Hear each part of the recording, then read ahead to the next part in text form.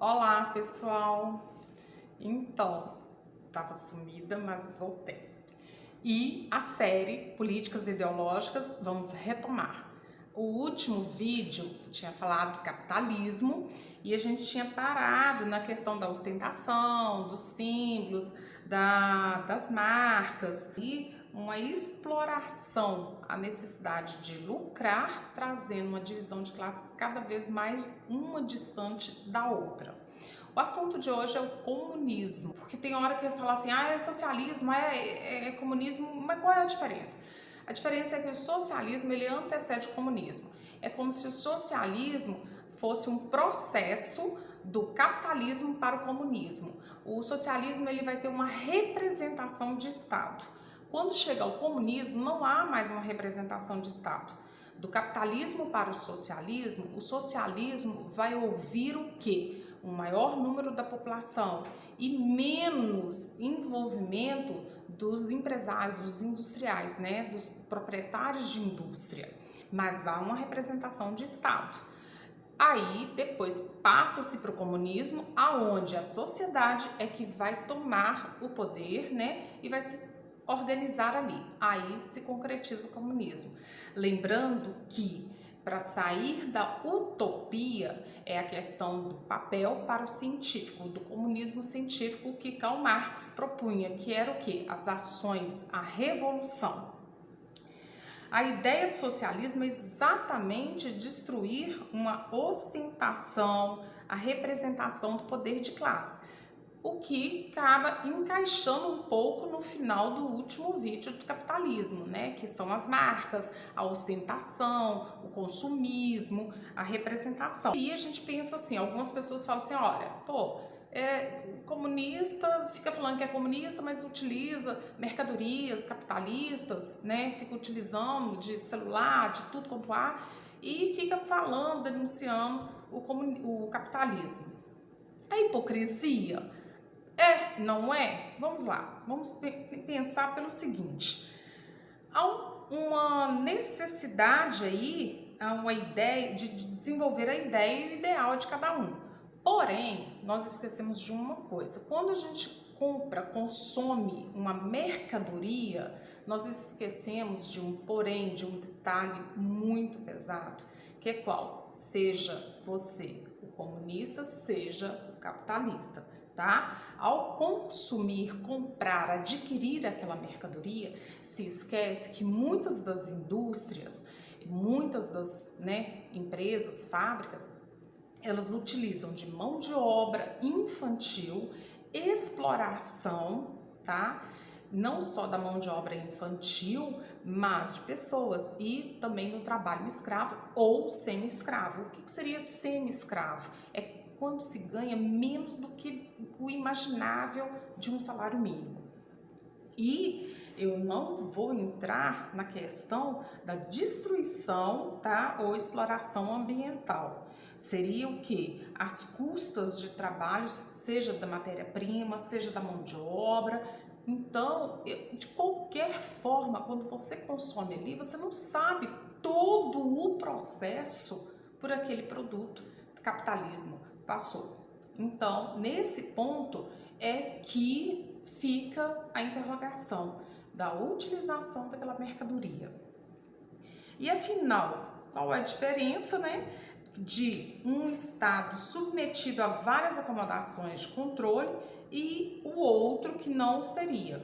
A decisão é de uma maioria, só que essa maioria seria a população, não a minoria de questão de número de donos de indústrias.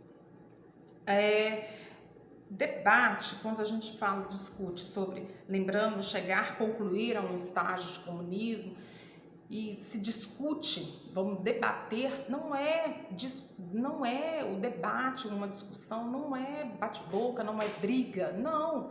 Cada qual tem sua ideologia, tem seus ideais, mas infelizmente não sabemos aprender com o outro essas informações. O que dirá então de compreender a proposta do outro? Infelizmente, quando se coloca em debate, nós temos capitalismo versus Karl Marx, comunismo. ponto final, pronto, acabou. Você está errado, eu estou certo, eu estou errada, você está certo. E não quero mais saber. Não há uma abertura para as informações, o aprendizado, o conhecimento. O que, infelizmente, acaba ocorrendo. E há uma doutrinação aí. Essa doutrinação seria o quê? Quem está fazendo o discurso ou explicação, ele vai tender para o ideal dele. E esse é o problema, porque quando você faz isso, uma espécie de doutrinação, você está combatendo a doutrinação do outro, mas você está cometendo o mesmo erro, as mesmas falhas. Então, é uma autoridade e uma ditadura de imposição de informações e uma imposição de ideologia política, não permitindo que o indivíduo compreenda claramente os dois lados ou todos os pontos das políticas ideológicas e escolha por si, porque a grande influência é que vai fazê-lo decidir. O comunismo é uma utopia ou o comunismo ou utopia? Como que fica isso daí? Para sair da utopia, deve-se tomar o poder e haver a revolução, as ações, as mudanças realmente, elas saem do papel, do imaginário. Isso sim seria um comunismo científico, segundo Karl Marx. Aí torna científico, apropriado. Portanto, a ideia do comunismo é inadmissível para milhares, possível sim para muitos, mas utópico para centenas. Motivo? Somos nós mesmos. Se não conseguimos fazer uma divisão e compreensão de discurso, de um debate sobre informação, o que dirá de dividir ou entrar em acordo numa informação material. O significado do comunismo, ele vem do latim comum universal, comum a todos, o que todos poderiam utilizar. Os filósofos Karl Marx e Engels do século XIX que são apontados como os precursores comunistas. Mas lembrando que nós temos aí, bem antes deles, na Antiguidade Clássica, Platão, que tem citações aí que entendem como comunismo. Vamos entender que o comunismo vai muito além de um partido de esquerda.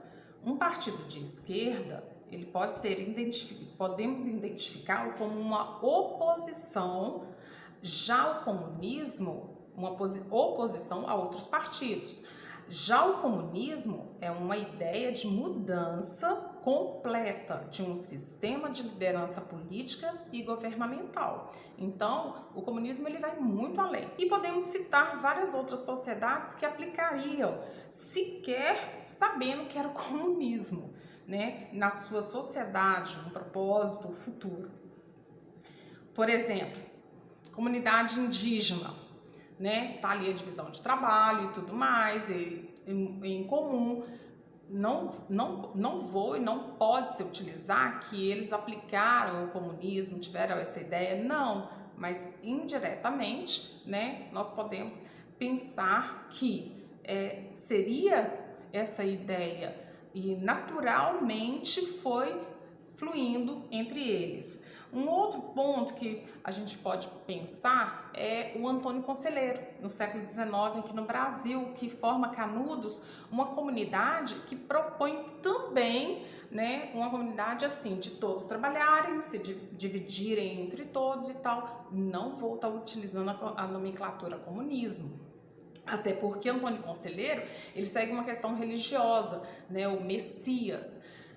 E nós temos a ideia da religião se separar aí do comunismo.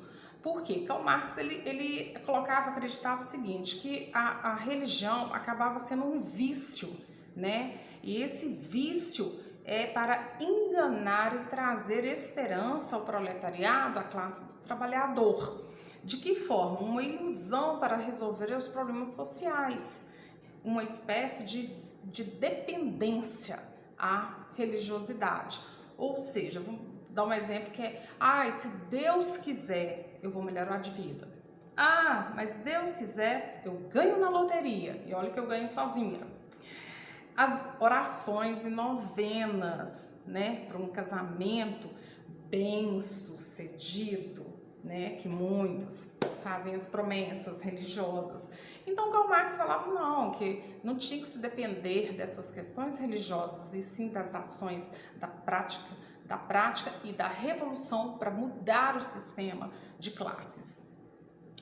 Na antiga União Soviética, que é um período, nós vamos pegar um período stalinista, a ascensão do partido no final da década de 20 de Stalin, né, os aspectos comuns do stalinismo, uma ditadura burocrática de um único partido, eliminando quaisquer formas de oposição, um culto à personalidade do líder, intensa presença de propaganda estatal, nacionalismo exacerbado, censura aos meios de comunicação e total controle, coletivização obrigatória dos meios de produção agrícola e industrial, militarização da sociedade e dos quadros do partido, né? Nós temos pontos negativos do comunismo que não se fala, não se toca no assunto, que é o quê? O Holocausto. O Holocausto ucraniano. Todo mundo, quando fala Holocausto, lembra imediatamente de Hitler. Nós vamos falar desse assunto, será o próximo tema do próximo vídeo, tá? Inclusive, assim, no assunto aqui, comunismo, capitalismo, nazismo, faça seu comentário, participa, vê se tem alguma ligação, faça, né, traz aí as suas informações para a gente ir agregando. E aí eu tenho o que? O Holodomor, ou, né, o Holocausto ucraniano, atribuído à fome. O Holodomor seria atribuído à fome de caráter genocídio que foi causado por Joseph Stalin no comando da União Soviética no período do território da Ucrânia de 1931, 32, 33, tá? 1900. Holodomor é uma palavra ucraniana que quer dizer morte por fome, morte por inanição. O que foi isso? Foi um acontecimento que levou à morte por fome de milhões de ucranianos. Stalin vai fazer mudanças políticas econômicas. E aí, dentre essas políticas econômicas, ele emprega medidas para controlar, tá, a quantidade de cereais dos países da União Soviética, por meio da requisição compulsória. O que seria requisição compulsória? Ele falava o seguinte: era obrigatório aos camponeses venderem os seus excedentes para o Estado, porém com preço bem mais baixo. Baixos custos.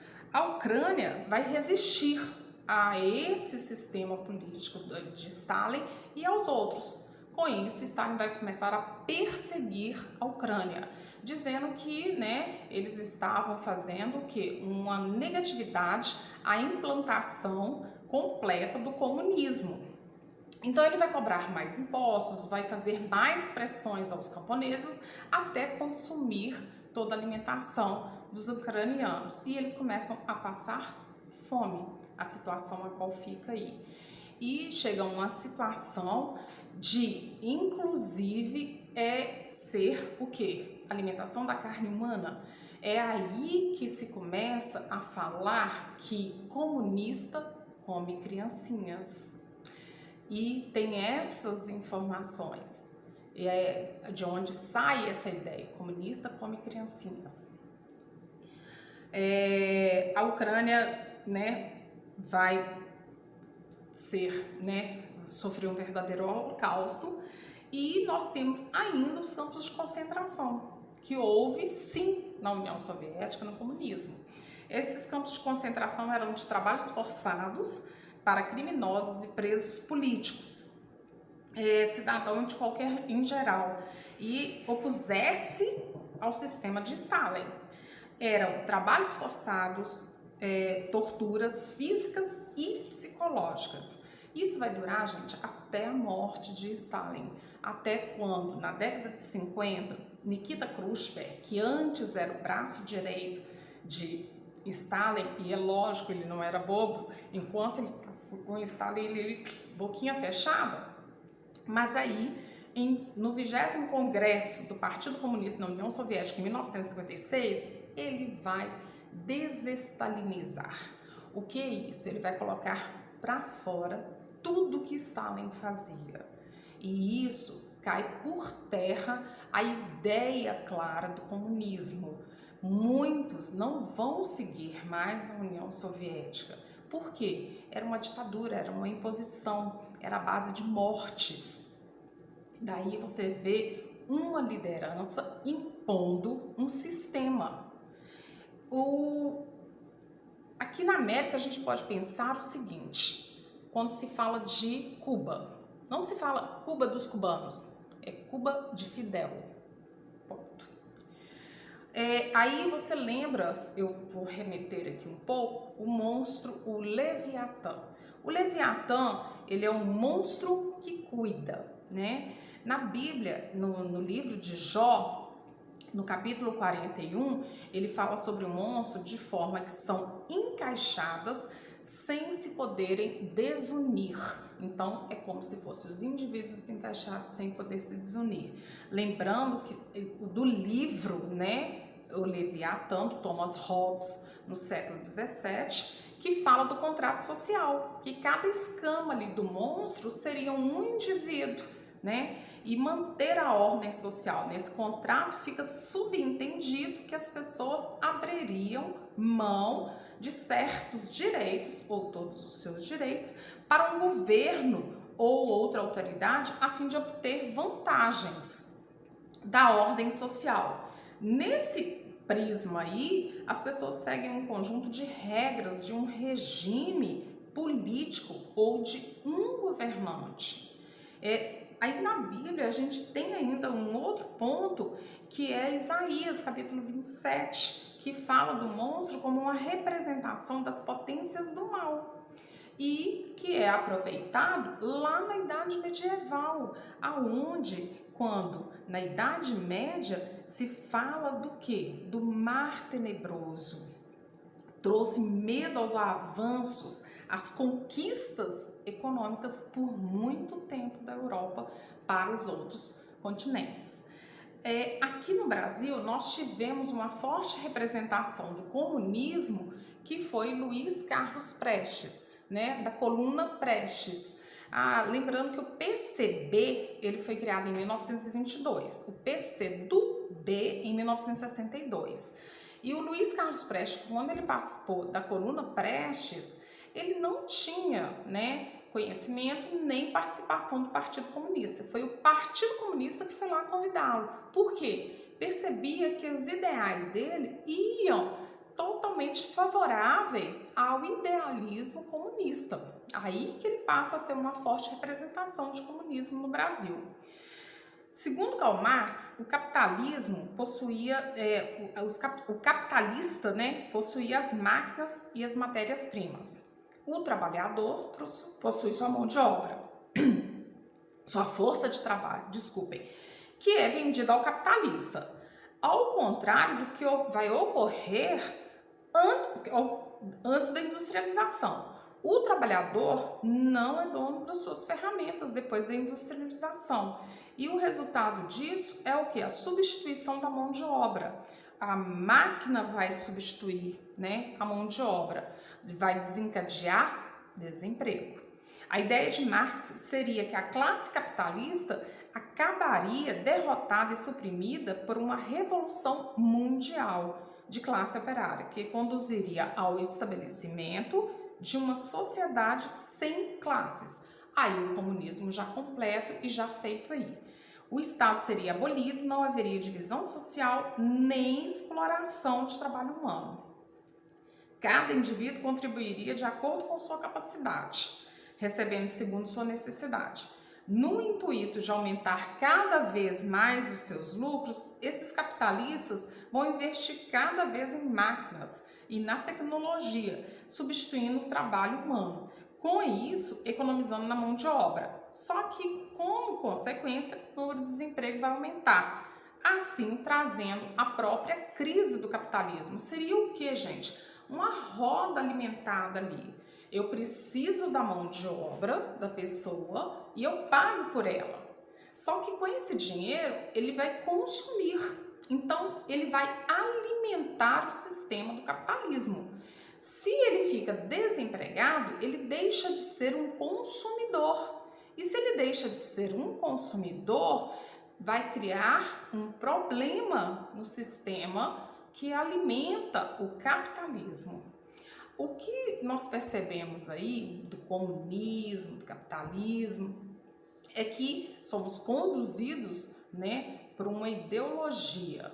E às vezes os países que tomam uma liderança autoritária, ditatorial, o líder, ele impõe. E ao impor e fazer essa imposição obrigatória da sua ideologia política, já não é um sistema saudável. O que ocorre que a liderança é que vai conduzir a falência ou não dessa sociedade. Nessa liderança nós temos também um exemplo que é Hitler. E é o próximo assunto que a gente vai estar falando, que é exatamente sobre o nazismo, tá? Aguardo vocês no próximo vídeo. Espero que tenham gostado. Não esqueçam do joinha e tchau, tchau. Obrigada.